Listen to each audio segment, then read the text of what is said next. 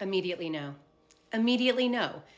We have to talk about this post and why this is such dangerous misinformation that will kill thousands of women if they listen to her advice. My name is Dr. Robin Roth, aka the Booby Docs. I'm a board certified radiologist specializing in breast imaging, which means that I spent 6 years after medical school learning medical imaging and all the intricacies associated with it. When I see doctors on social media trying to dissuade and scare people away from getting screening mammography, which we know saves lives and helps detect breast cancer at its earliest, most treatable stage, and trying to sell them a new imaging modality that is not even utilized or approved to replace mammography.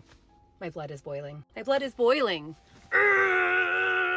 And I have thought about making this post several times now, but I bit my tongue because I don't want to disrespect anybody and I don't really want to ruffle any feathers. But when I see this type of misinformation being spread in a factual type of way, your girl can't keep silent anymore. So let's talk about it. Now, I am not going to name the creator because I cannot give this person one more ounce of clickbait than she already has gotten. But I will tell you, it is a breast cancer surgeon turned functional medicine doctor. Whenever you see the word functional medicine, your guard should be a little bit raised. If they are trying to sell you a parasite cleanse or other unnecessary supplements, be wary. Also, in case you're keeping track like I am, what happened to you pushing thermography on us? You just gave up on that and now we're all about QT imaging? It is very clear that you have a financial incentive in this QT imaging and seems like a conflict of interest to me. Let's actually talk about what QT imaging is. QT imaging is a type of high resolution ultrasound, and I'm actually curious to learn more about QT imaging. As a radiologist, we have been using ultrasound and MRI for years in women who have dense breast tissue. We know that dense breast tissue makes it harder to find small breast cancers using mammography alone. It's also an independent risk factor for developing breast cancer, so it's like a double-edged sword.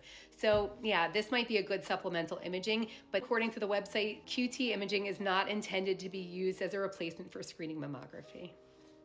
So stop trying to tell people that it is. Also, this is not even available in most places. Let's take a deeper dive into this post and why this is so dangerous. So mammograms are not prevention. No, they are not. No one has ever claimed that mammograms will prevent you from getting breast cancer. In fact, nothing can actually prevent you from developing breast cancer because the two greatest risk factors are being female and getting older, which are out of our control. Now, certainly there are plenty of lifestyle modifications that you can do to lower your risk for developing breast cancer, but we know that you can do everything right and still develop breast cancer, which is why early detection is the breast protection with an annual screening mammogram. This is why the NCCN, the National Comprehensive Cancer Network, an alliance of 33 cancer centers that set the standard for oncologists in the U.S., recommend annual screening mammography beginning at age 40 for average risk women.